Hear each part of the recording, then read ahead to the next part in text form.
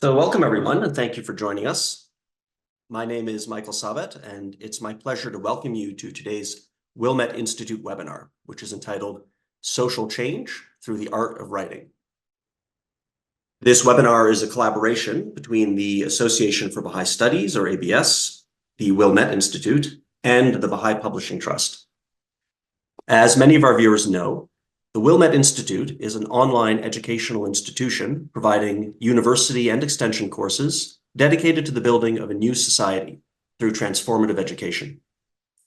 Our interdisciplinary courses aim to develop the capacity of participants to contribute meaningfully to the current discourses of society, exploring both spiritual and material dimensions of our collective advancement. Our educational endeavors, including courses, certificate programs, and webinars, aim to inspire a commitment to social transformation, drawing upon a Baha'i conceptual framework in the areas of community building, social action, and contributing to prevalent discourses. We'll begin with just a few announcements before we get started. So looking ahead to May and June, we have one extension course that starts on May 22nd, entitled Following the Example of Abdu'l-Baha, and this is being offered at half the standard price. Another course is being offered beginning June 12th, Baha'u'llah's Hidden Words, The Beauty of Spiritual Identity. For more information and to register, please access the Wilmette Institute website. Also, please take note of our next webinar. This will be on June 22nd, 2024, and will continue with the theme of writing. We're going to hear from two young writers on the topic of What is Baha'i Literature, a Youth Experiment. Don't forget to mark your calendars for that and to register on our website. So now we're ready to get started with today's webinar. Please note that we are live streamed on YouTube. We're also accessible later on SoundCloud, Amazon Music, Spotify, and Apple Podcasts. We hope you enjoy the program, and we invite you to share it with others. During the presentation, you're invited to post questions in the question and answer Q&A section, and these questions will be addressed at the end of the presentation. So it's my great pleasure to introduce our webinar today, which features three distinguished academics in a panel discussion. In this webinar, we will delve into the topic of social transformation through the art of writing. We will discover how our voice can contribute to the discourses of society and become a powerful catalyst for change.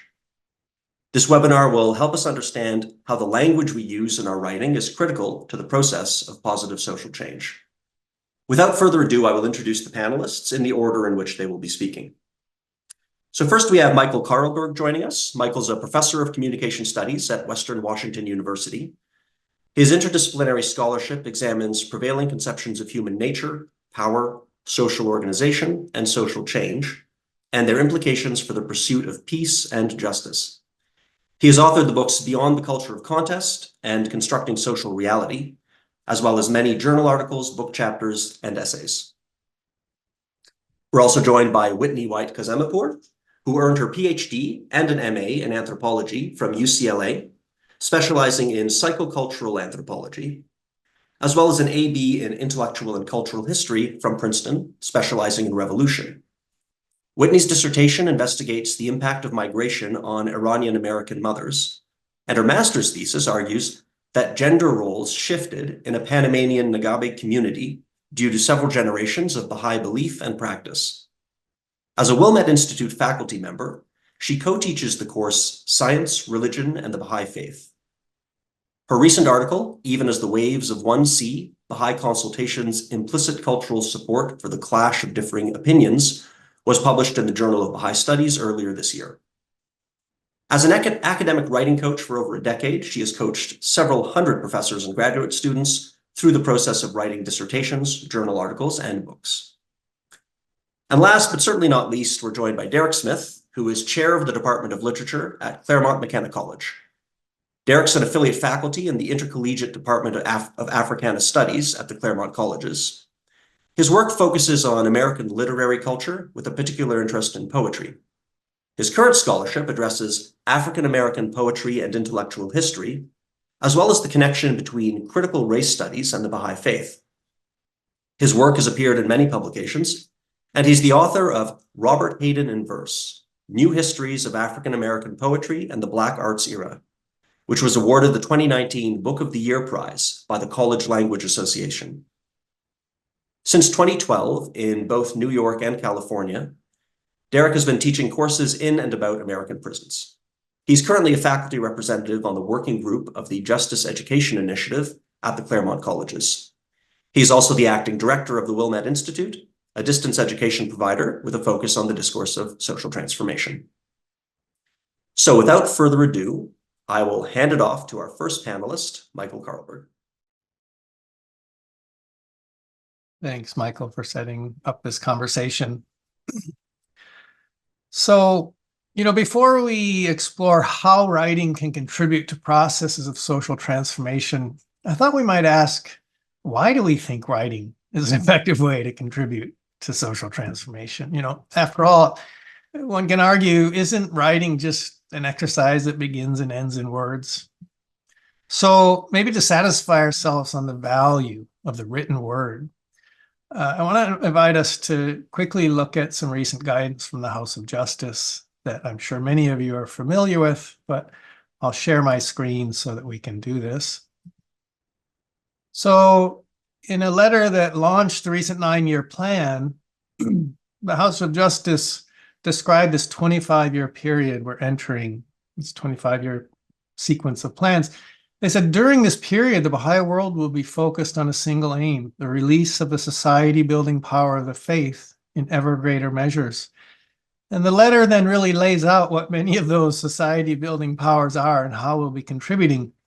In that context, one of the things the letter addresses is this, that the Baha'i community will increasingly be called upon to explicate the principles it advocates and to demonstrate their applicability to the issues facing humanity. The more the intellectual life of a community blossoms and thrives, the greater its capacity to answer this call. It will be up to the followers of Baha'u'llah to provide in the world of ideas the intellectual rigor and clarity of thought to match their commitment to spiritual and material progress in the world of deeds. So the world of ideas matters to us. In a talk that Farzam Arbab gave in 2016 at an ABS conference, he helped us, I think, further understand why the world of ideas matters. He explained that civilizations are built on foundations of assumptions and ideas, and he refers to this as the intellectual foundations of a civilization. And those foundations give rise to social systems, structures, institutions, cultures, patterns of community life. And all of this in turn shapes the consciousness, the attitudes, the behaviors of individuals. So the world of ideas matters in part because it informs the intellectual foundations of civilization itself. And as the Baha'i community seeks to contribute to the advancement of civilization by releasing these society-building powers, the intellectual life of the Baha'i community will increasingly matter. So I think these are among the reasons we're discussing how writing can contribute to processes of social transformation. Of course, there are many forms of writing that can contribute. Literary arts and creative writing have much to contribute. My own experience is primarily with analytical writing, so that's what I'm going to be talking about. With analytical writing, it's very important, I think, first off, just to clarify, who are we writing to? What is our audience? Most of my writing has been addressed first to academics whose interests intersect with mine, especially in the broad interdisciplinary field of peace and justice studies, where a lot of my work is centered. So I employ language that conforms to the norms of academic discourse, and I engage concepts and theories that are relevant in academic discourse communities I'm engaging. I also strive to make my writing accessible to students or to those who are just entering into academic discourse communities. Now, one of the fruits, I suppose, of my efforts is my writing is being cited and built on by other academics. It's also being assigned to undergraduate and graduate students and classes I occasionally hear about. My secondary audience, then, has been those in the Baha'i community who take seriously the world of ideas. So I've tried to also write in ways that are accessible to as many Baha'is as possible. And this way, I've tried to make some modest contributions, I suppose, to intellectual life of the Baha'i community. I think of this aspect of my writing as providing the discursive resources that Baha'is who are building their own programs of research can cite and build on. So I strive to be academically rigorous and also coherent with the evolving conceptual framework guiding the work of the Baha'i community. And I think overall, we, as a community, we're just beginning to learn how to contribute to the intellectual foundations, laying the intellectual foundations of a new civilization. This is a long-term enterprise, but it's how I think we can understand aspects of our work. And as any of us make contributions that prove useful, others can take up those contributions, refine them, build on them, rearticulate them, offer them within the academic discourses they're associated with. So analytical writing is a means of contributing to these processes. Of course, even before we can make any of these contributions, analytical writing is, I think, first and foremost, a means by which we work out our own ideas, we clarify them, we learn how to express them. For Baha'is, this often involves figuring out how to translate concepts and principles we take for granted into language that's relevant and digestible within particular academic discourse communities. So in this regard, I think of analytical writing as a form of creative problem solving. And of course, it begins with first seeing the problem we're trying to solve. Once we see the problem, we might have a glimpse of a solution, or we might just have confidence that a solution exists that we can begin working towards. And as we read and reflect and consult with others, we can advance our understanding. But then as we begin to write, the process of writing helps further clarify our understanding. So in this sense, writing is, in my mind, first and foremost, a means of learning. And I think this raises the question then of what we're choosing to write and learn about. We all have different interests and aptitudes. So I can only speak from my very personal sort of inclinations and experiences.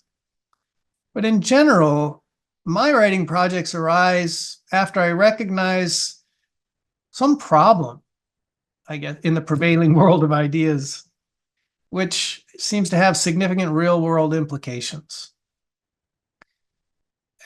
These unrecognized problems often occur at the level of underlying assumptions about social reality, or ways of conceptualizing aspects of social reality that inform certain discourses, academic discourses in my case, but also that undergird important social structures and practices in the world around us.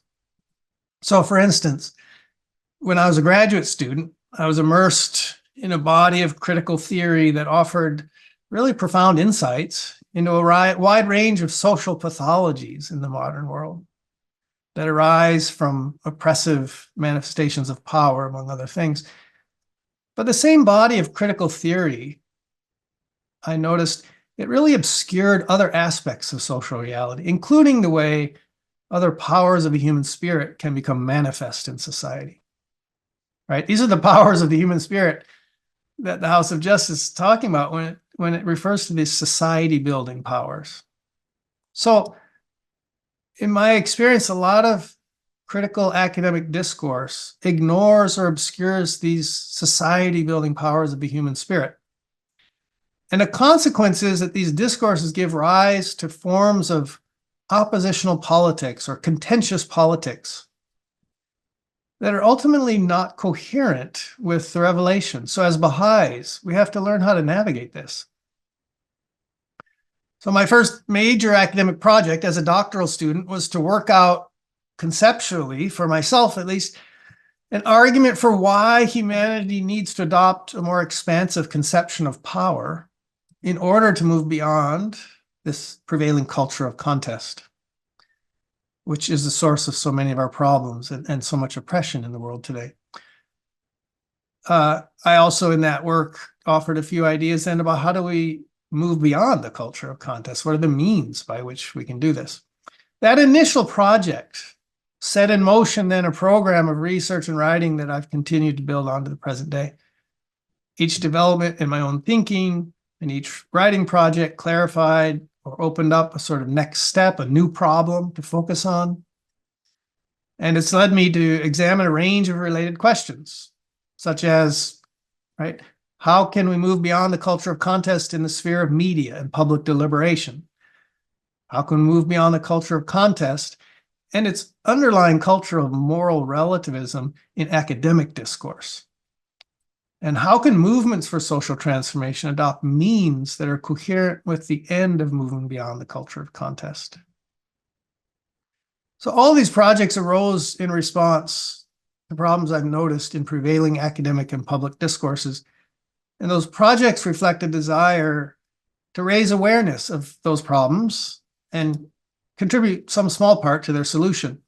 This is how I've chosen my subject matter over the years. So maybe I'll close with a few thoughts then about my writing habits or developing effective writing habits based on my personal experiences, but also a lot of observations of others who are learning to write. You know, analytical writing and the research that informs it is really hard work. I tell my students, if writing isn't hard, you're not doing it well, right? As a form of creative problem solving, active writing, first and foremost, it's mentally taxing. And when you combine writing with the rigorous research needed to inform it, it's time consuming and it takes a lot of discipline. So to be productive, I've tried to develop and maintain writing habits that, even though they're hard to stick to, when I do, they're highly productive. And there's actually a lot of research on writing productivity that bears this out. So, you know, what I do, I've identified a time of day when I have the most mental acuity for writing. And for me, that's first thing in the morning. And I try to set aside an hour or two almost every morning to write. But even if I only get 30 minutes in on some days, that's enough to keep steadily advancing a writing project. The key is daily habit and daily discipline. And one of the reasons that daily habit is needed is this. If analytical writing is a form of creative problem solving, every time you sit down to write, you run into new puzzles you have to work out. Right? These might be working out the relationship between a specific sequence of ideas, or trying to find language to communicate this clearly to readers, right? Some of these puzzles won't be solved when you're sitting at the computer. They'll actually be solved when you're away from the computer, doing something else, maybe even sleeping, but your unconscious mind is still working on these problems. So solutions to these kinds of like conceptual and linguistic puzzles that you encounter when you're writing, for me, the solutions often come literally in my sleep, usually in the early hours of the morning, just before I wake up.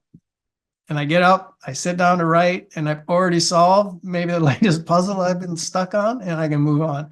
That's a good part of my writing process, and is why daily sort of daily discipline is necessary.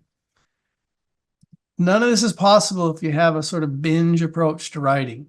You know, you write for very long blocks of time over multiple days, but you don't do it that often. You actually can't employ the labor of your unconscious mind continually solving these problems when you have that sort of binge approach. If you're serious about analytical writing as a means of contributing to world ideas, I strongly suggest developing a sort of disciplined daily habit. So last thing I just want to add is this. What I just described might sound like writing is the work of, an isolated individual. But meaningful, coherent, impactful writing, it doesn't occur in isolation.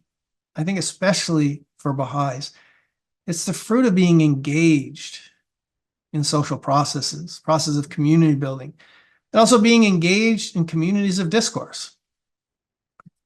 And as Baha'is, I think we're also learning how even the writing projects of individuals can be informed and enriched by collective processes of consultative inquiry with other Baha'is and like-minded people. But I believe that Whitney's going to be picking up this theme. So I will leave that to Whitney And in fact, I'll pass the microphone over to Whitney now. Thank you so much, Michael. I'm going to begin my theme around which I'm offering some thoughts, some modest thoughts on the power of cycles to here, and how frequently they're deployed in the revelation of Baha'u'llah and in the guidance we get from the Universal House of Justice. I'm going to launch with a quote from Some Answered Questions. It's from number 14 exactly. It's a quote with a lot of ellipses, and it's sprinkled with the names of Baha'i months, but it's a direct quote nevertheless. So this is one of many paths possible through the Master's answer, a kind of found poem. Splendor, beauty, and light, rain-laden clouds and musk-scented breezes. The black earth is swathed in grass. Mountains and plains don an emerald green robe. The earth finds a new spirit. Words, perfection, might. Heat intensifies. Seed becomes sheaf. Growth manifests the fullness of its power. Divine bounties encompass all things.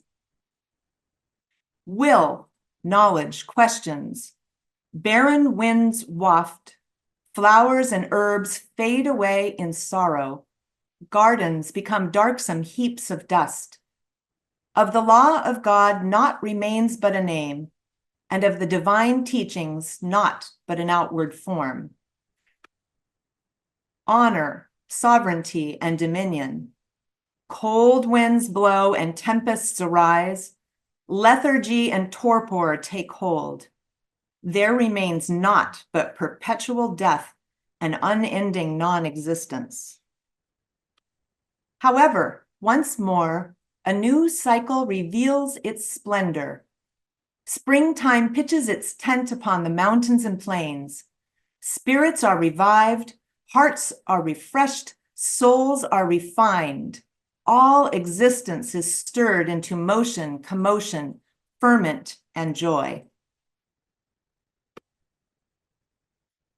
So in this passage, Abdu'l-Baha compares the cycles of the seasons with the cycles of the religions that flowed from the manifestations of God. One thing that Abdu'l-Baha points out to us by drawing this parallel between seasons and religions is how a cycle has a beginning, a rising middle phase, and a falling one, then an end, before another beginning begins. But is the new beginning identical with the previous one? Like the seasons, we recognize the renewed common elements, the nearly identical flowers arising from the previous year's seeds. Yom Kippur, Lent, Ramadan, the Baha'i fast.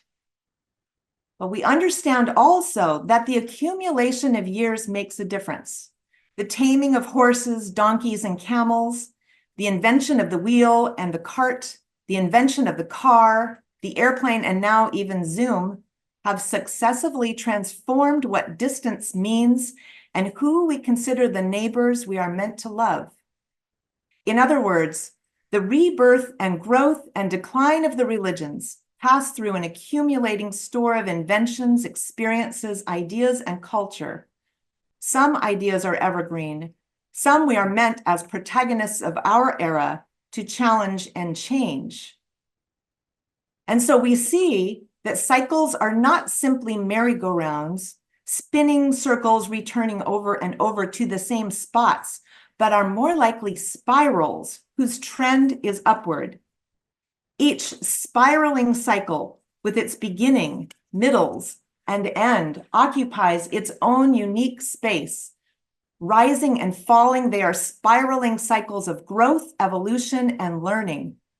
Experiencing the roller coaster of such a spiral, the risk is in misinterpreting the winter as permanent and the new spring as an indication that you've made no progress. And here we all are, attending a seminar about writing, with aspirations to write, and maybe some or a lot of experience doing so. So we know that there may be few human experiences that feel more like a cycle of seasons than writing. We catch the seed of an idea, letting it blossom in an initial draft, and critiquing it until the first draft turns into a slash and burn fallow field. We risk misunderstanding the wintry critique and revision period with its lethargic feeling of, to slightly misquote Abdu'l-Baha, perpetual death and unending non-existence as a sign that we've made no progress and the tender plant that we've drafted should be abandoned. Or another risk, we might fearfully avoid the autumnal critique period and transplant the draft too soon into the hot summer sun before it has built resilient rain-drinking roots. Or yet another risk, when insecure perfectionism grips us, we might keep our flourishing draft in the greenhouse too long, depriving its imperfect beauty of having its relevant season in the sunlight. When we recognize the spiraling dynamics of our cycles of growth and learning, we can avoid these risks and drink up the confidence to find our inevitable mistakes and twisted logic and clunky words and revise until our writing is ready to speak. And then we can let it out into the world to do its bit of work. Each era calls forth from protagonists relevant contributions, and I see our plans as these kinds of cycles. We are currently finding our way through the musk-scented breezes and vernal commotion of a 9-year cycle, set after the 1-year plan, like a second jewel within the ring setting of a 25-year cycle. We are finding a new spirit, and the heat is intensifying in this 3rd year of the 9-year plan. In this 9-year cycle, in order to translate Baha'u'llah's revelation into societal change, we read in the letters from the Universal House of Justice that we are called increasingly to participate in the prevalent discourses of our communities, as Michael was talking about. This important line of action makes those of us who want to nudge social transformation through the art of writing prick up our ears. Participating in prevalent discourses have a few dimensions that I want to bring out. So we're going to be thinking about what this might entail to contribute to these discourses. And I'm going to be drawing on several letters from the Universal House of Justice, mainly the 28th of November, 2023, the 30th of December, 2021 letters, and then also a 2008 letter that was written to an individual political scientist. And also drawing on our knowledge of academic literature reviews. So in this brief look, though, before I jump into some of these dimensions, I want to highlight how we need to identify and reshape the background assumptions that provide the often unspoken foundations of discourses. Background assumptions, similar to what Michael was talking about, are the implicit beliefs and accepted truths that we take for granted in our writing, in our thinking. These assumptions shape how we understand the world and interpret our experiences, how we craft our relationships and make decisions. For scientists, background assumptions, for example, shape what is considered relevant data for a hypothesis. And in everyday thinking, our culturally shaped background assumptions shape what we think is natural and normal and valuable.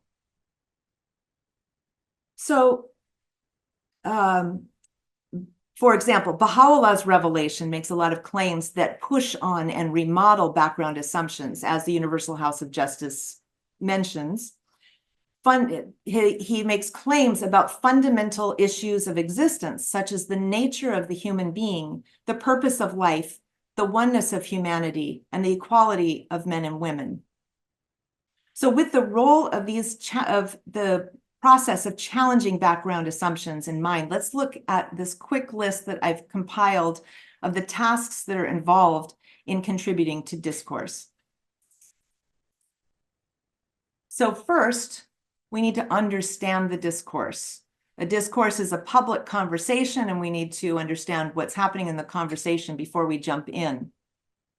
This is going to include understanding and identifying the background assumptions, understanding gaps in those assumption gaps in that conversation. And of course, we need to understand the partisan positions, which are ever changing, so that we don't engage in them or align ourselves incorrectly with them. Incorrectly, because we're not really thinking that way either. Second, we need to identify how Baha'u'llah's revelation can contribute, how Baha'u'llah's revelation can reshape assumptions and fill those gaps. Third, we need to foster unity of thought and collaboration, and that comes back to this avoidance of using partisan language. And also this includes avoiding being drawn into sharp dichotomies. The Universal House of Justice wrote about climate change with this language. I think I'm on number 4. Fourth, we need to always be harmonizing science and religion. Fifth, we need to, and this is taken directly from that 2008 letter that I mentioned, we need to figure out how to present the gems from Baha'u'llah's revelation attractively to those seeking new insights. We need, among the things that we need to do in order to do this, we need to demonstrate the relevance. And I believe Michael actually included that portion of the quote that I love as well, that speaks to this, this applicability. We need to demonstrate the principles' applicability to the issues facing humanity. And then we need to do it with rigor and clarity of thought. And the Universal House of Justice mentions this twice in those 2 major recent messages.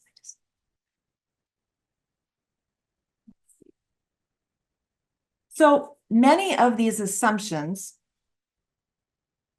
involve seeing clearly the background assumptions that are being made in the discourse, and then correlating and enunciating replacement assumptions from Baha'u'llah's revelation. Writing is an ideal form of communication for this kind of complex task, because it allows us to slowly and carefully think through all these dimensions and then express our contributions with humility, but conviction, with tact and moderation. We may not start out knowing how to do this, and that's okay. We can nurture in ourselves the ability to do this, because writing, as Michael also said, is also a form of learning. And the Universal House of Justice emphasizes that cycles of learning are key to all kinds of our contributions to the rebuilding of society.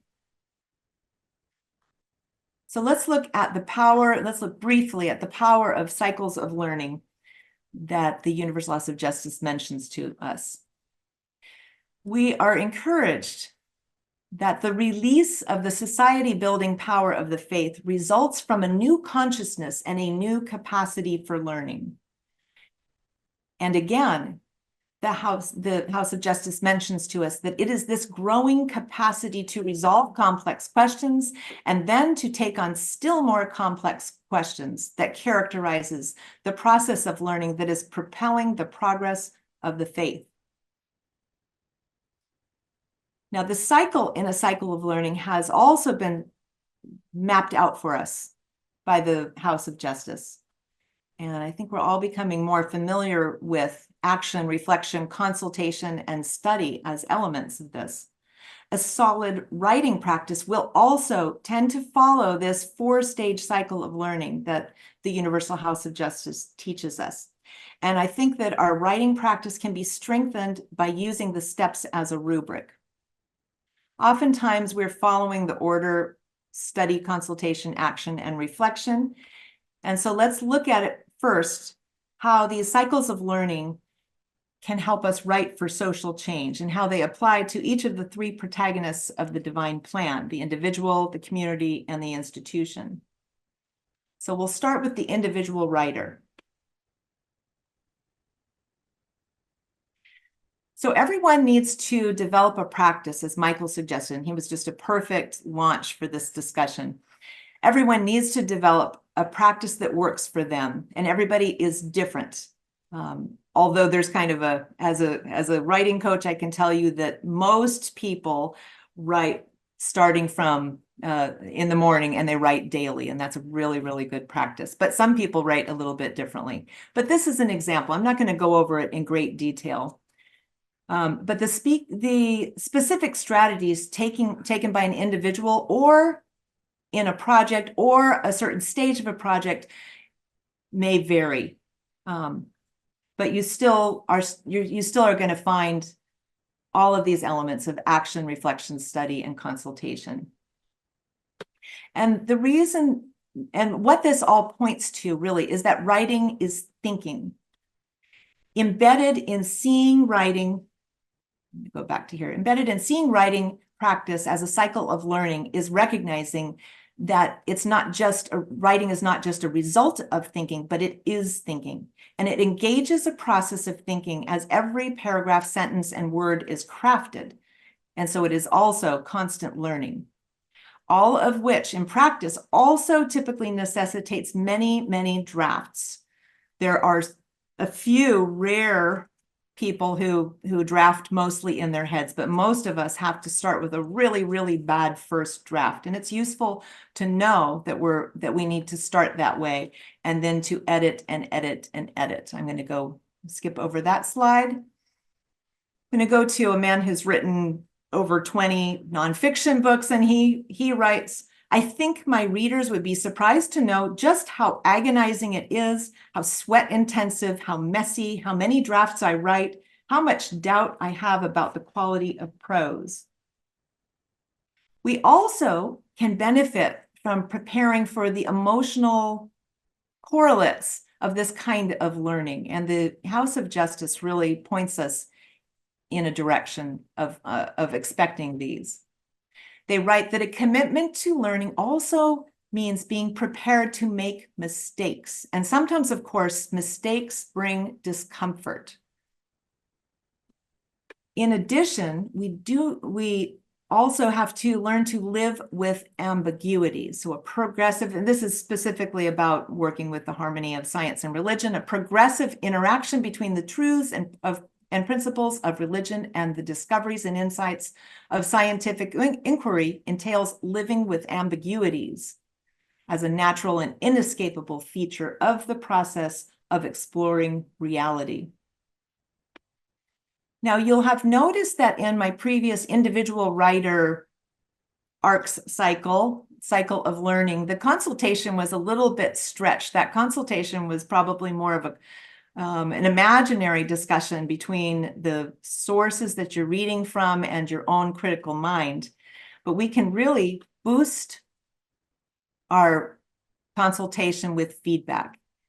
And Michael also pointed to that. So I'm going to just quickly mention that the shining spark of truth, as Abdu'l-Baha said, cometh forth only after the clash of differing opinions. And this, in the philosophy of science, this clash of differing opinions, or the clashing of differing perspectives, has been identified as particularly useful for identifying background assumptions and breaking through them. Okay, and this is just another, a diagram of how feedback adds to the consultation in a writing practice. But I'm going to briefly mention, I know I'm running out of time. I'm going to briefly mention that I had the pleasure of being in the last 4 years, being in a collaborative writing group, which I want to encourage everyone to consider if you have the opportunity to do such a thing. The publication, the most recent Journal of Baha'i Studies, has a whole account of our process and 3 of the 6 papers that are coming up.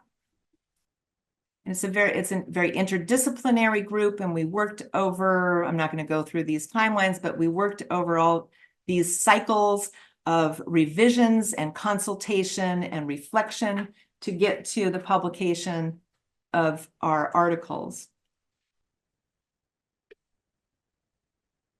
And you can see that this kind of shifts the this shifts the consultation part of working on writing and revising into a true consultation that really benefits not only from a true diversity of perspective, but also from the love and accompaniment that comes along with a group of writers working on the same process.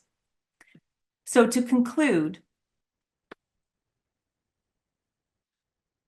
I want to suggest that the cycles of learning give us the power to start writing, knowing that it doesn't have to be perfect. In fact, it can be storm level bad. Cycles of learning give us the power to refine our thinking, allowing us to slowly and carefully think through the background assumptions of the discourse we wish to participate, and then to find the appropriate remedy from Baha'u'llah's revelation to humbly offer to the conversation. Cycles of learning empower us to embrace the consultative stages of writing, especially when we yearn for the truth-sparking clash of differing opinions. We can engage with our critical minds, challenge our initial claims with the scientific literature and the writings, and long for critical input from our colleagues. As Abdu'l-Baha said in answer 14 of Some Answered Questions, the era we live in contains the early months of a spiritual springtime. May our participation in public discourse, aided by our cycles of learning, revive spirits, refresh hearts, refine souls, and stir existence into a ferment that helps to shift the discourses of our societies and ultimately contribute to social transformation. And now I'd like to hand this off to Derek. Thank you so much. Thank you, Whitney, for that very sort of thorough and methodical approach to how we might harness the power of cycles to improve our writing. And as I was listening to it and thinking also back to Michael's points about the systematic way in which we need to engage in writing if we expect to be really productive, I must say that I felt anxiety welling within me because of late I have not been the most methodical or systematic in my own writing, but I can say that there are some good reasons for that. And one of the reasons is that I spent a lot of time in meetings over the last year or so, or a couple years, actually since the reception of the 9-year plan from the Universal House of Justice. Many of us have been spending a lot of time in meetings, and perhaps for me over the last year, we could talk in the hundreds of hours, I think. And I love meetings. I love consultation. And there was one moment in those consultations that always stands out to me. In the consultation, there was a wonderful idea that had been floated to the group, and people turned over the idea a bit. And then someone who hadn't spoken too much piped up and said, yeah, this reminds me of a story. And perhaps some of you have heard this story. And it's about a group of mice that were continually attacked by a cat. And the mice didn't know what they should do about this attack. And then they were consulting, and one of the more intelligent mice came up with a wonderful idea. And he said, I have this great idea. All we need to do is get a bell and tie it around the neck of the cat. And so we'll know when the cat is coming, and we'll be protected from whatever incursions the cat may be able to muster. And everyone said, yes, that's a wonderful idea, a wonderful idea. And then another mouse spoke up and said, now all we have to do is figure out who's going to tie the bell to the cat's neck. And I oftentimes come back to this story when thinking about difficult situations and how we might address them. And I wanted to bring up that story because of the way in which it has this sort of memorable crystallization of an idea embedded within it. And you'll notice that what I did in sharing that is I embedded one story within another story. And I want to talk a little bit here about the nature of story in the way that we conceive of our writing. And one of the things that we understand is that as a species, there is something very potent about our attraction to and our capacity to create story. Some materialist philosophers and historians even argue that what sets us apart from other species is our capacity to tell a story that binds us together in collective communities and therefore allows us to outcompete other species or to achieve greatly in a way that is unique to our species. And so whatever the case, there is something that is hardwired into our biology, one might say, that attracts us, perhaps physically, but then also spiritually to stories. And actually, one of my favorite sort of literary piece of literary criticism is this huge book called The Seven Basic Plots. And in that book, what you'll find is that many stories, or one could say the majority of stories that come from traditional cultures and cultures before pre-modern cultures, are all kind of organized around seven basic plots, including things like rebirth and the quest, and my favorite, overcoming the monster. And so I think that when we are conceiving of how we can produce writing, we can be hyper aware of the stories that we use and that we use both explicitly and implicitly in our efforts to create social change. And so I'm not talking here about sort of, telling a story about cats and mice every time we want to get a point across or create social change. I'm just using that as an example to help us understand that our minds are very much shaped by certain kinds of stories, oftentimes stories which are contextualizing or that kind of run in the background and help us engage with ideas. And so we can look back at the writing of the central figures of the Baha'i faith and of Shoghi Effendi and the Universal House of Justice and notice the way in which story is so shaping. We might look back at like the way in which social transformation is conceived of in the Baha'i faith, as I understand it, is a kind of interaction between individual transformation and social transformation. We know that we are walking on a twofold path, and that involves this individual inner transformation as well as this external transformation. And Baha'u'llah gives us guidance for both of those kinds of transformations. And so we know much of the guidance about social transformation we can read in many of his tablets, and then we can think about the way I conceive of his writings about and in the form of mystical writings as giving us guidance on individual transformation, the inner transformation that takes place as we attempt to change reality and bring Baha'u'llah's vision into reality. And as we look at the writings of Baha'u'llah, the mystical writings of Baha'u'llah, we think, of course, of the seven valleys and the four valleys. And along the journey that a protagonist sets upon in those mystical writings, we find a myriad of insights that we attempt to use as we are creating social inner transformation. But of course, there is a structure to the narrative, a journey through successive valleys. And that in itself is a kind of story. Another one of my favorite tablets from Baha'u'llah is a tablet of the Wondrous Maiden. And in that tablet, a aspect of divinity comes out of the mansions of heaven and observes humanity. And that aspect of divinity, the Maiden of Eternity, is described as having hands that are encrimsoned with her ardent lover's blood. And she observes humanity and sees our heedlessness, and then bewails her own plight and returns to the mansions of divinity above. And of course, this is just a story that is meant to give us some kind of conception of a mystical truths about the relationship between humanity, divinity, and the manifestations of God. And we are meant to contemplate that story in order to gain greater insight.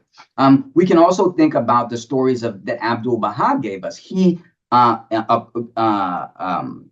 was given the task by Baha'u'llah to produce a traveler's narrative about the episode of the early history of the faith. He also gave us the memorials of the faithful, right? These are stories about individuals that are meant to be instructive and inspirational to us.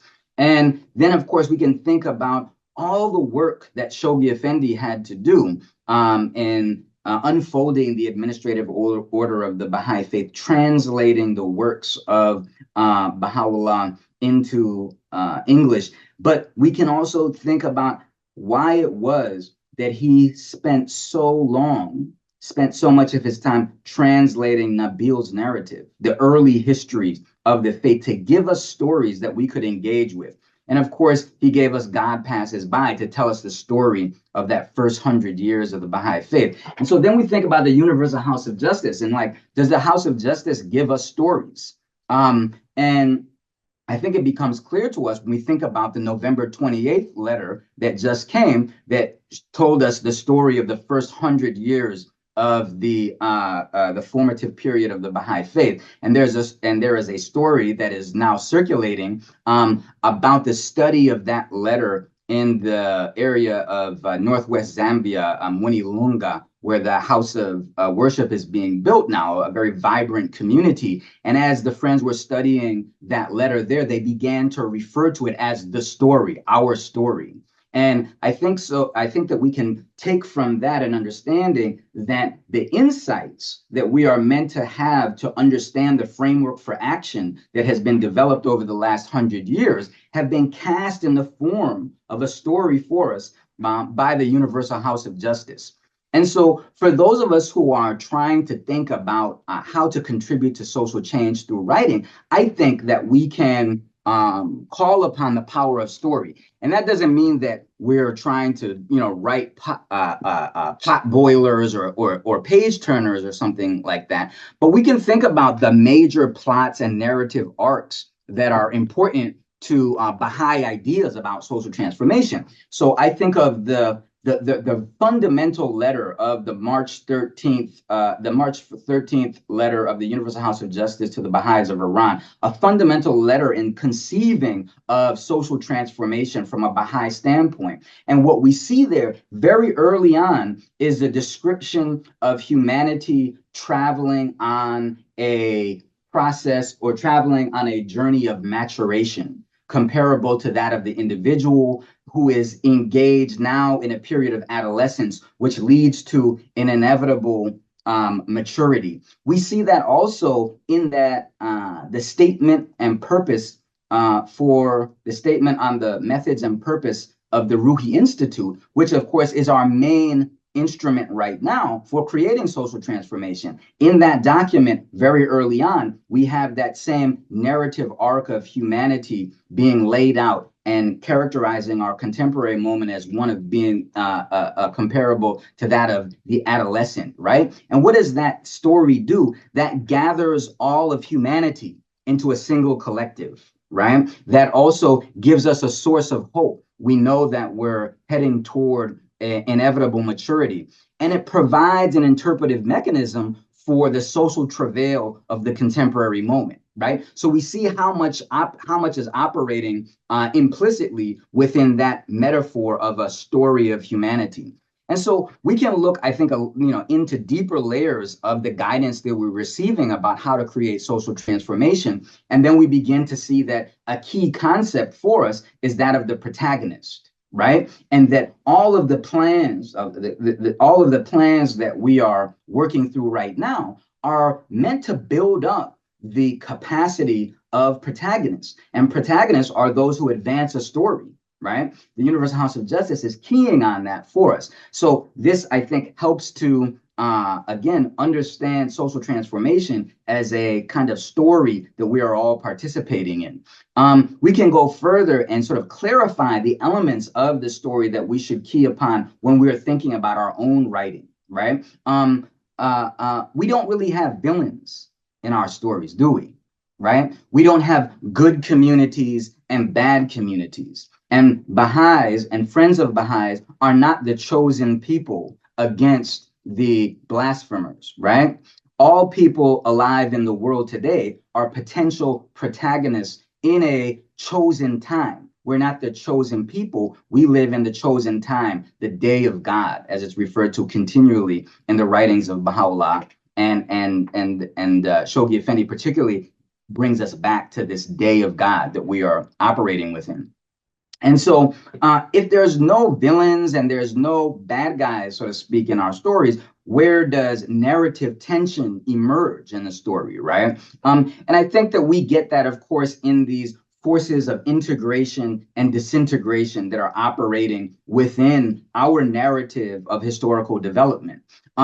And so what we're trying to do, as I understand it, is channel the forces of integration into structures, communities, and ultimately societies that are capable of overcoming things that are associated with the forces of disintegration, things that Michael has so brilliantly described as the culture of contest and competition. And we are not trying to overcome those through conflict and contention, but rather by supplanting those forces with communities and societies that are built up to provide havens of peace for a harried and conflict-scarred humanity. But if we return to the idea of the protagonist once again, and we think about the guidance the House of Justice and Shoghi Effendi have given us, we understand that the protagonist is not just an individual, right? The protagonist helps us, the protagonists of society are three in number, right? We have the individual, the community, and the institutions. And I got to really give a lot of credit here to Michael Sabet here, who talked me through this idea. And I was, oh, yes, when we think about our story of the development of humanity, we have to conceive of the harmonious relationship between these three protagonists of society. And we have to think about how different that is from the narratives of society that we get in both our sort of creative writing text, our creative text, but also in our analytical texts as well. Oftentimes what we will see, for example, in superhero movies or superhero narratives of all different casts is the heroic individual that saves the community from a corrupt institution or a corrupt community or a corrupt individual, right? Or what we might see is a heroic individual who acts in a vigilante mode because the institutions are so corrupted that they cannot do the job of safeguarding the community. And so what we need is the heroic individual that will safeguard the community and overturn the corrupt institution. But what we're thinking about from the Baha'i perspective is a dynamic in which we don't really think of like these warring protagonists of society, but we're thinking about their harmonious operation. One of the things that we see in analytical writing that Michael was referring to earlier, right, is we see that one community is cast often as a victim and another community as a victimizer. And these communities are implicitly understood as being in battle for the control of social institutions, right? And that what we are meant to do is have one community headed perhaps by heroic individuals who attempt to capture political power so that the good community will control government institutions. And in our own conception of the social transformation, we're attempting to supplant those kinds of stories and narratives. And we're trying to build up stories that oftentimes take a kind of background role in our writing that can be used to create social transformation according to the stories, the narratives that are being given to us by the central figures of the faith, of course, and then by the universal house of justice in the contemporary moment. So I've gone on a little bit long here, but one of the things that I think we might do is, knowing that we are in a learning process, think about the objects of learning that we might set before ourselves as writers. And so we can think of 3 questions, some that come to mind today. And these are basic questions. Probably Whitney sort of expressed these far more eloquently than I'm going to encapsulate here. But one question is how to harness the power of story, both foreground and background story, to compellingly contribute to discourse. How to fashion writing in a way that is once rigorous and harmonious, that thinks creatively about engaging forces of disintegration and integration without succumbing to the impulse to criticize individuals, institutions, and communities. And how to think about contemporary writing projects as efforts to prefigure the writing of a golden age, an age in which we actually do see the harmonious operation of protagonists of society. And so those are some questions that I thought are, generative to follow for, us as writers as we proceed to figure out how we're going to contribute to the discourses of society in a transformative way. So I think I'll turn it over to Michael Sabet to guide us into the next section here.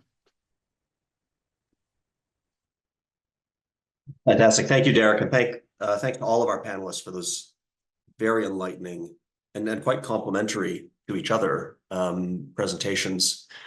I think where we left off with Derek's discussion of narrative maybe actually leads quite naturally into a number of the questions that have come in, all center around, in some way or other, asking about the boundary or the relationship between the kind of analytical writing we're focusing on and what we might traditionally conceive of as more creative writing, whether it be creative nonfiction or outright fiction, which of course more explicitly or more necessarily centers narrative. And I mean, Derek, you've done a fantastic job of helping us understand that narrative is always present, or at least should always be present in writing, including the kind of analytical writing that's the focus here. But maybe one of the questions that helps sort of crystallize this topic is, what is that boundary between the analytical and the creative?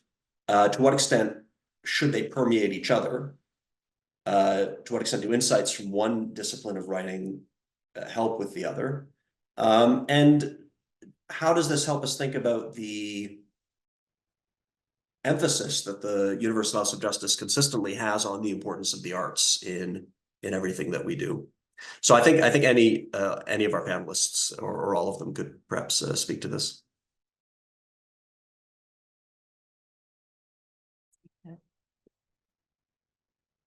So I think that this is a great question, and I know that Michael and I and Derek are probably all writing mostly in the analytical tradition, but I don't think any of us were trying to suggest that the creative writing is not as impactful, maybe even more so. Derek, of course, is really, really pointing to that and pointing to that unity. So I'll let him speak on that aspect. But I think that creative writing speaks to something that it points really directly to something that's important in all kinds of writing, and that is that kind of opening up of our thinking, allowing it to be influenced by a variety of even random occurrences, our own life history, what we're thinking about as we're walking through the woods. The sources of our ideas are a little bit mysterious. Everybody talks about this, that they don't know where they really got the idea. Michael mentioned solving problems in the middle of the night.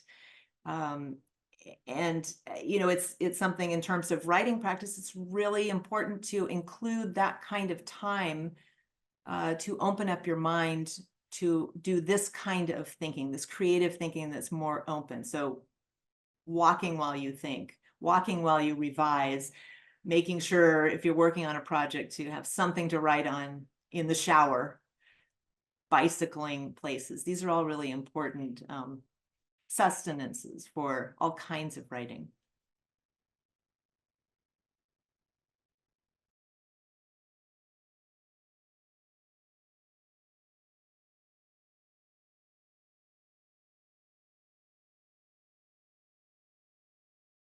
Eric or Michael, any other thoughts on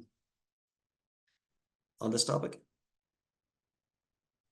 Sure, maybe just one quick thought. You know, obviously this whole distinction between analytical and creative writing, it's a category that has some utility, but one can't over emphasize it. You know, reality is always more complex. Writing is more complex. There are certainly many forms of writing that span that distinction. And I think increasingly so. I mean, in the academic world, you're finding academics who are really beginning to sort of explore and experiment with sort of, let's say, category spanning or breaking sorts of approaches. So we shouldn't like reify these categories and mistake them for the entire world of writing. At the same time, they're useful categories because a good deal of writing does fall into the more analytical side, and a good deal of writing does fall into the more creative side. So, and you know, I've also, I mean, for instance, when I was writing in my first book, my children were young, and they were asking what it was I was writing about, and I ended up writing 2 children's books to try to capture in rhyming verse what were some pretty complex ideas I was working out in this, you know, form of analytical writing. And there's a way in which, you know, in certain respects, I think those children's books do a better job and they reach more people, and you know, like they're very accessible, and yet they're dealing with some really significant concepts in a story form. Which also, let me just comment quickly. So someone asked in one of these comments, how would you alter your style of writing to appeal to more general audience than your primary academic audience? And here again, you know, we need to obviously think carefully about who our audiences are and calibrate our writing in ways that speak to them. And all writing can't speak to all people. So I think we shouldn't try to write for everyone. I mean, maybe certain things obviously are accessible to everyone, but in certain, you know, so for instance, if I'm writing the children's books I wrote are speaking to a very specific maybe audience of children and the parents reading to children, and some of the academic writing that I engage in is speaking to people who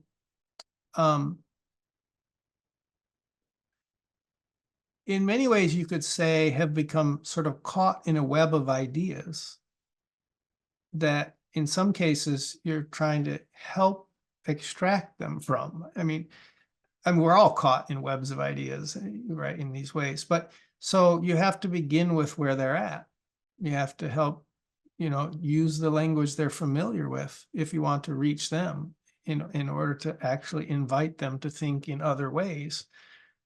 But that's going to be writing to a very specific audience and using language that's appropriate to that audience. So writing for a general audience, I mean, in a sense, you know, one could even ask, is there a general audience? Or is, you know, many audiences actually have cultural and linguistic and intellectual and other forms of training that make them more receptive to some forms of writing than others. And I think we need to give a lot of attention to that. I have written essays for broader audiences and again, tried to calibrate those in ways that are as accessible as possible for what I might envision that audience to be. But The question of audience is obviously a complicated and challenging question that writers have to grapple with.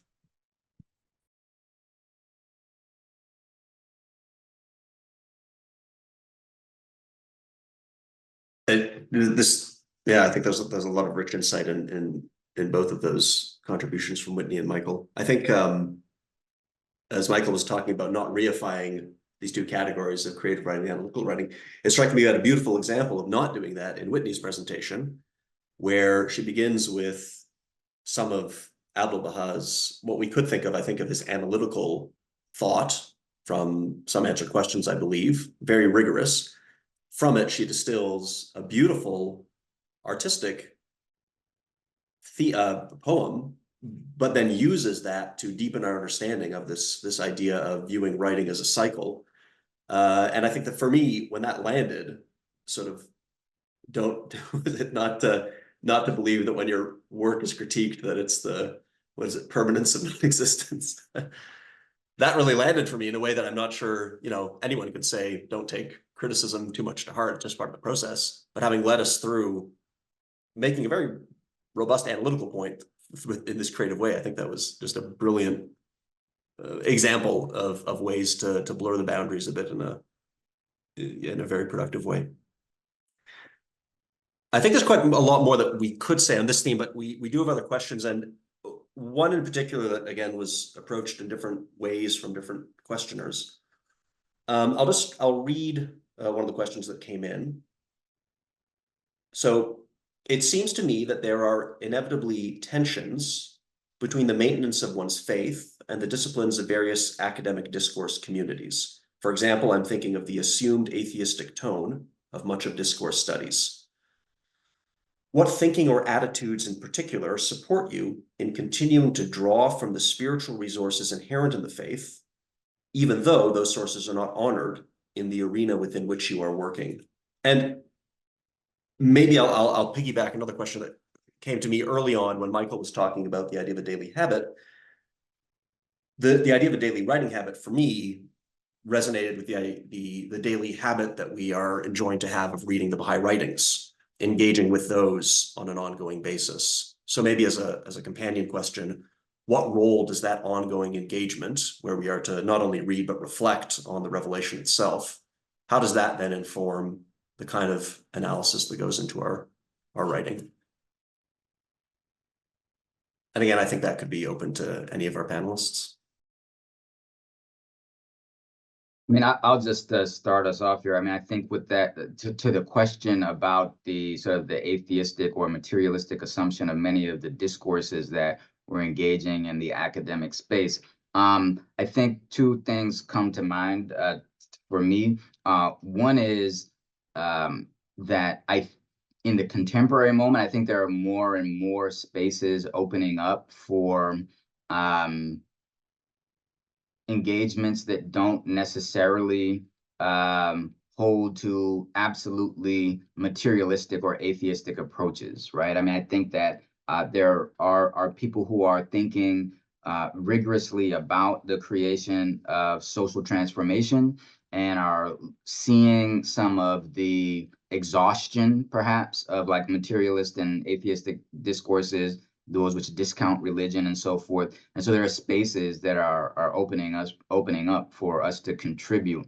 I think that the other point that I would make is that there are ways to judiciously navigate these discourses so that we can contribute in ways that are more in keeping with the let's say spirit infused and religious sort of orientation that we're bringing to discourse, and that we are, part of our responsibility is to find the opening, if you will. And I'll just say quickly, as an example from my own work, it just so happened that one of the greatest, I would say, poets, American poets of the 20th century, and certainly as regarded as one of the great African-American poets of the 20th century, was a Baha'i himself, Robert Hayden, who was grappling with this tension between materialist discourses that he was inducted into as an educated elite, right? And a kind of firm sort of a foundation in spiritual principle that came from his childhood and that then transformed as he became a Baha'i. And so he was grappling with those ideas. It provided me with a wonderful opportunity to sort of think through the discourse that was my field of specialization, but also continually turn to insights from the revelation of Baha'u'llah as Hayden himself did. So I think that's just one small example of a kind of a navigation of the space that we can all do, looking for the opportunity to most, let's say, coherently contribute to our field.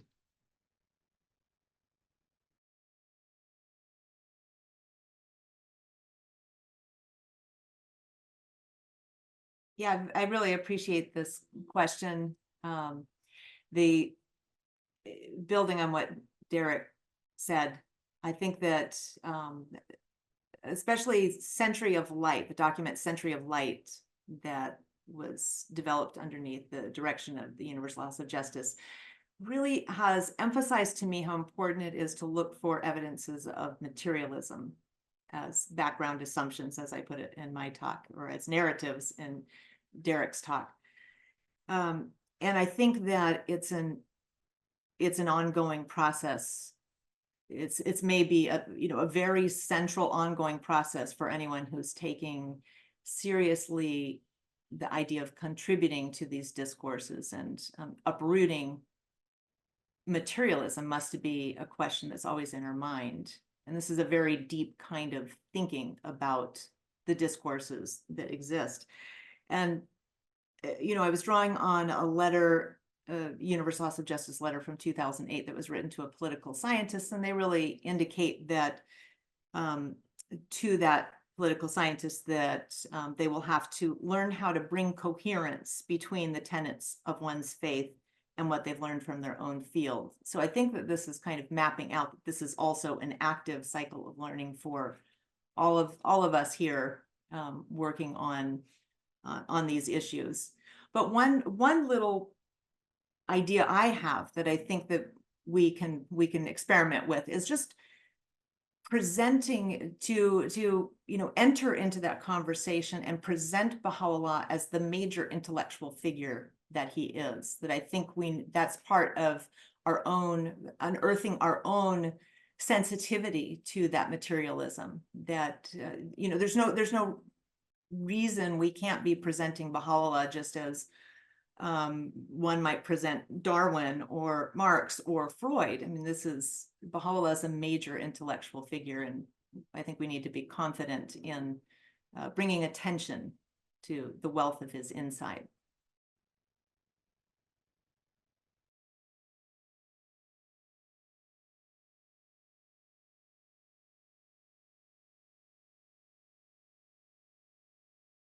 Wonderful.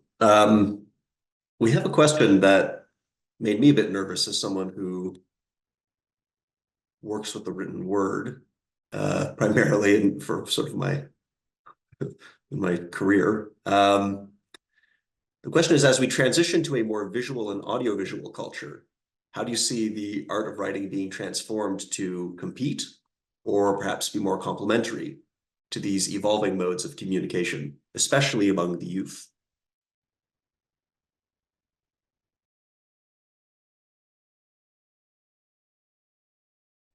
Michael, maybe you'd like to start with this one. Yeah. Yeah, so I think, first of all, I think we should welcome this kind of explosion in audiovisual storytelling and communication that young people are driving. And because I think it's a necessary complement. It's complementary to writing, to the written word.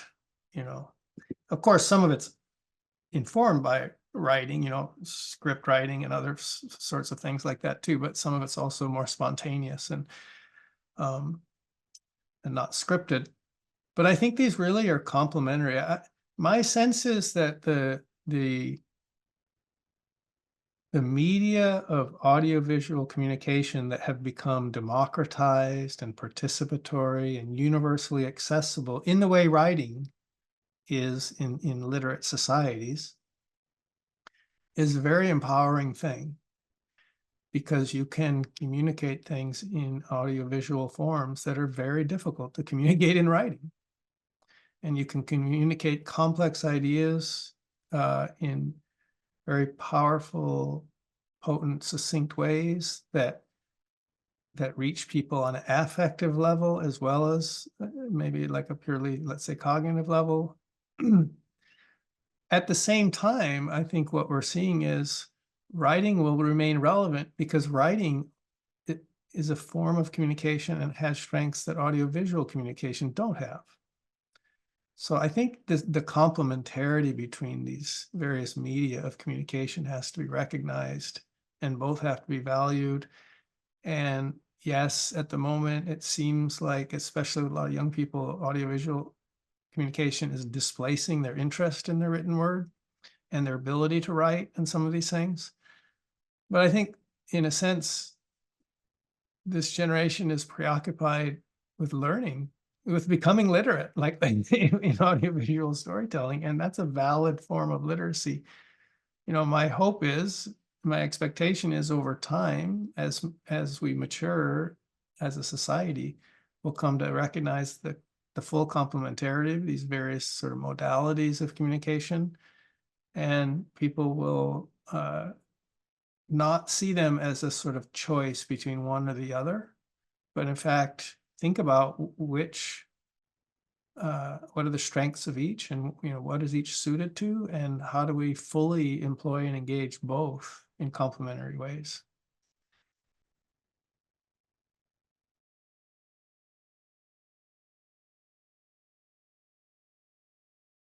One thing that I think is probably evident to all of us here who are people who derive meaning from the revelation of Baha'u'llah is that the revelation of Baha'u'llah was written. And, we will for several hundred years now engage with that revelation as it manifests in different forms of communication. But the sort of most, let's say, original form of that will be in the written word. And so I imagine that as our sort of technologies develop, we will still be anchored in that written word of Baha'u'llah for centuries to come. So we may find kinds of structures of communication orbiting around the written word as technologies develop and so forth. But to my mind, there is a good argument to be made for something of the primacy of the written word, even though, we will have these various modalities that we use to engage and communicate ideas.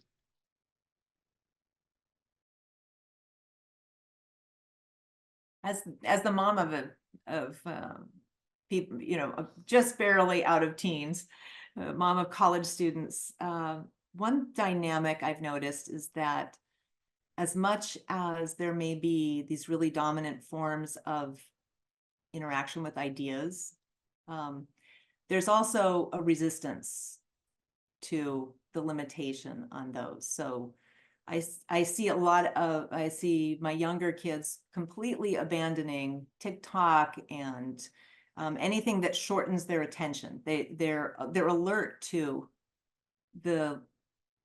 how these activities may limit their ability to think long form.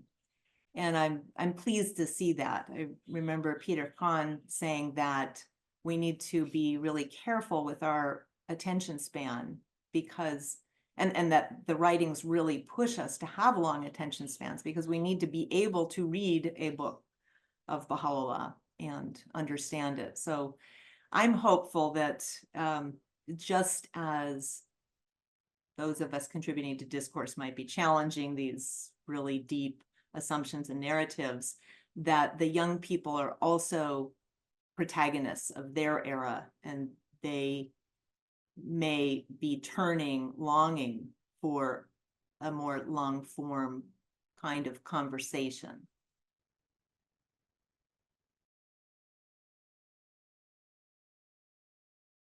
That was very insightful.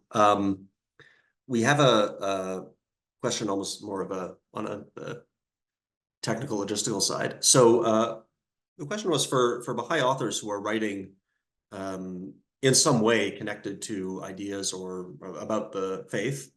When is it necessary to have that writing reviewed institutionally in order for it to be published? Yeah, maybe I can address this. So The Guardian instituted a process known as Baha'i Review. When Baha'is publish anything that refers to the faith for public consumption, it needs to go through a Baha'i review. And it's basically a form of peer review that we benefit from. So I've written many things that have gone through Baha'i review, and I am very appreciative of that process because it gives me confidence that I haven't misrepresented the faith in some way. And that's the only purpose of Baha'i review, is to ensure that we're not maybe inadvertently misrepresenting the faith in some way. So it's a very simple process. Every National Spiritual Assembly is responsible for ensuring that materials that mention the faith, written as well as audiovisual, materials like films or something, documentaries, are reviewed, and they have an office like in the US and in Canada set up so that this review can happen relatively expeditiously. And so yeah, the answer to this question is like anytime we refer to the faith in our public writing, we should submit it to Baha'i review before it's published and circulated. And that will continue until the Universal House of Justice decides it's no longer necessary. My guess is it'll be quite a long time because there's great value in it.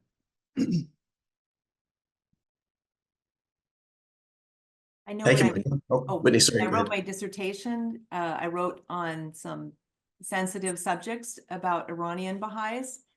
And it was really, it wasn't necessary for the dissertation to go to review because it's not fully published. But I was able to solicit input from review about those sensitive subjects. And in fact, it was really helpful because they did edit out some of my dissertation. So friends, we have a very robust participation in this webinar and a lot of questions that have come in. We unfortunately can't continue for too much longer. I just wanted to mention this presentation will be available on YouTube later this week. So you'll be able to listen to the presentations themselves again, as well as look at the visual material, the slides. But before we ended, I wanted to make sure we at least have time to get to one question that came in, or a couple of questions related that speak to the practical elements of writing. So we had the panelists all in some way talked about writing as a practice, which was extremely helpful. These questions are asking a bit about proximate goals, I suppose we could say, for writing. So one question, how can those of us who are not presently in academia apply these ideas to our writing for social transformation? So still wanting to write analytically, but not necessarily being in that world. A related question, can you give pointers for short writing, like letters to the editor of a local paper? And maybe one way to think about this is, what are the venues for developing our writing, in addition to the practices that have already been discussed?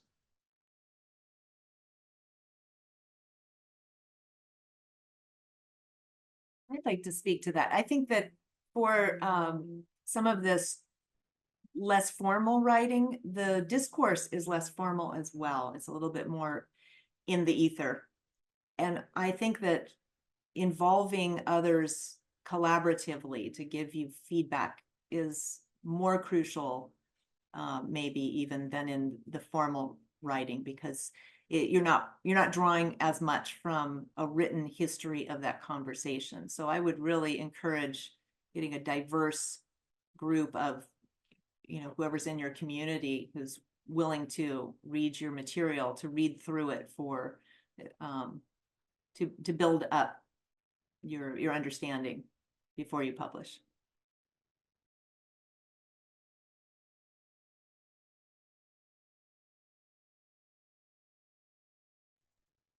Yeah, I'll just echo that. I write all sorts of short pieces, long pieces, a lot of different context. My discussion of academic writing was to illustrate primarily the importance of audience. So different audience, different conventions, different language in some cases. But I never share anything I've written, short, long, formal, informal, without inviting other eyes to look at it first, because it's very hard to anticipate how others will interpret whether they'll find accessible what you've written until you've actually invited a few people to read it who aren't in your own mind, like the captive of your own mind. Of course, we understand what we've written, but can other people? Or, of course, we interpret what we've written in a certain way, but will other people? So I think it's extremely important to develop the habit of inviting feedback on the things we've written before sharing them widely whenever that's possible. Yeah, so I'll just jump on the bandwagon here on this same theme and kind of like remind us that, of course, without being dichotomous in the way that we think about things, one of the great theorists of orality and literacy, Walter Ong, called literacy a solipsistic enterprise, right? So one that is inherently sort of individuating and perhaps up against sort of the capacity to create community in its fullest forms. And so I think that as we are increasingly conscious of the way in which writing itself can easily fall into individualizing and kind of like the story of the individual genius hero that kind of is as a backdrop story, we can guard against that by using those methods of consultation and collaboration that Whitney and Michael have shared. So that's, of course, a whole area of thought and scholarship around community and individual and writing as it operates sort of in that tension. But these are things for us to consider as wherever we're contributing. Those are all very helpful. I might take this opportunity just to make a couple of plugs, actually. So if any of you have participated in a course of the Wilmette Institute, you'll know that a lot of it's not simply a matter of sort of reading material and then responding or watching videos. And well, there's the response. You'll participate in a forum. And as informal as it may seem, in my experience, some of the responses that I've tried to formulate in a forum post, that can be a great initial seed of a writing project. You put something out there, you'll get feedback right away, generally very friendly.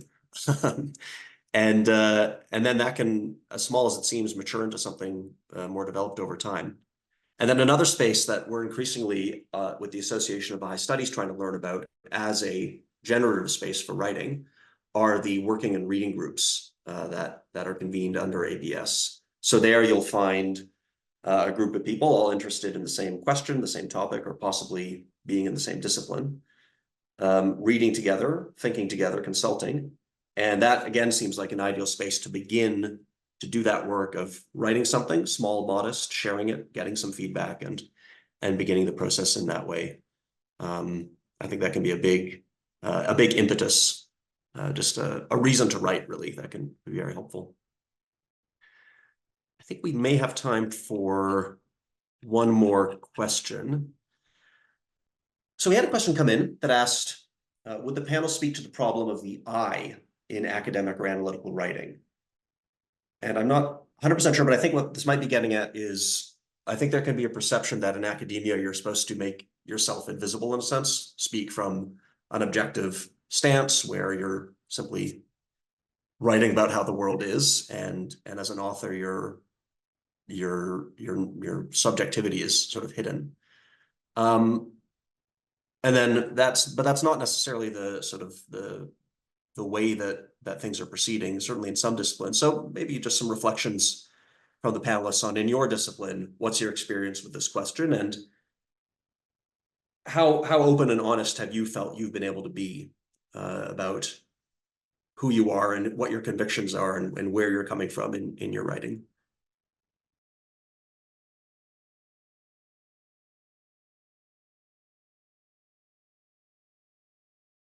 I think in my discipline, in anthropology, we went through a whole crisis of identity that pushed everyone to think about positionality. So I think that since that crisis,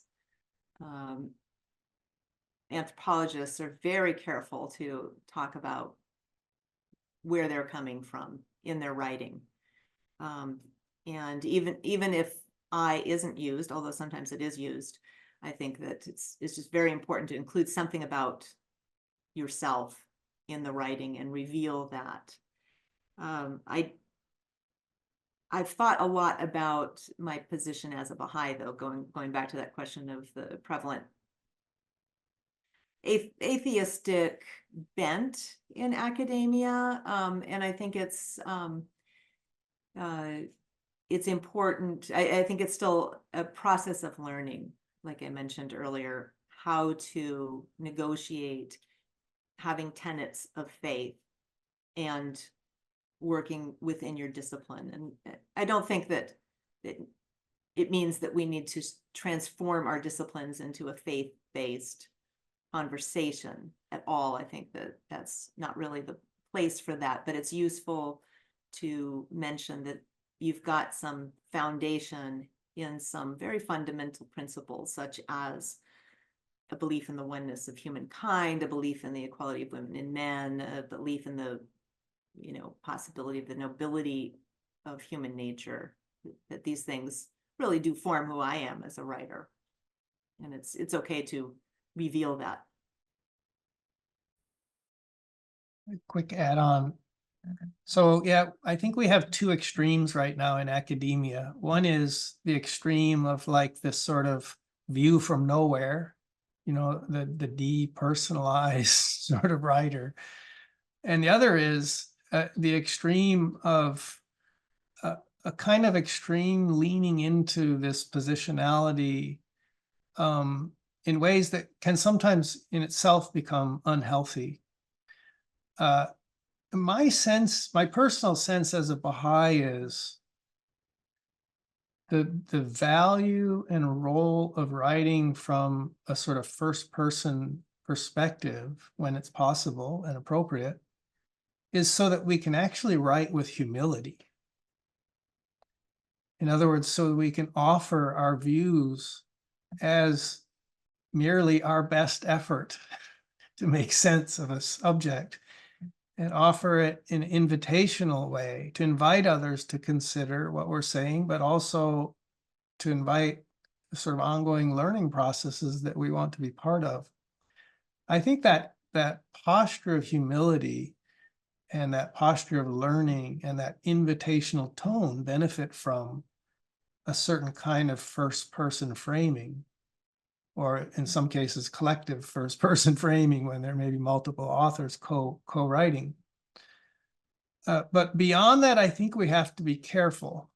I mean, I think also there's a degree to which it's appropriate, I think, for instance, to disclose in certain contexts, yes, I'm writing as a Baha'i and I'm bringing this certain sort of framework to bear and other forms of experience and background that can be relevant to people making sense of where you're coming from. But I think the ultimate value in my mind, or the measure of how we use a first person voice, is, does it allow us to speak with a certain kind of humility and in a posture of learning that's invitational? Now that in itself, interesting enough in an academic context, is still not very appreciated or welcome. I think there still is a convention in many academic spaces where people want you to speak with a kind of authority and confidence and these sorts of things. But I'm sure that's also a context in which that convention is also being questioned.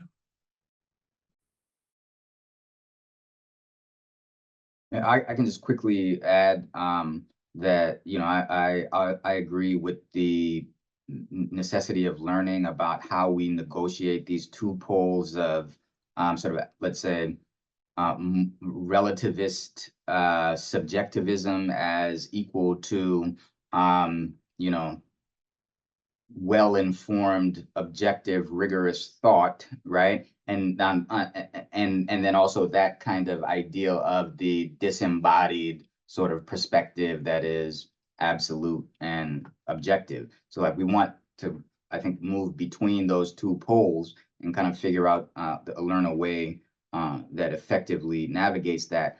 But then also, like, if we are thinking about the self as the channel through which we are ultimately trying to bring the insights of the revelation to discourse, then our concern, our primary concern, is how do I most effectively manage my own individuality, my own subjectivity, my own standpoint in a way that gives access to my audience to the truths of the revelation, right? So, you know, we are kind of aspiring to use our own selfhood to become a channel to the insights from the revelation and from the guidance.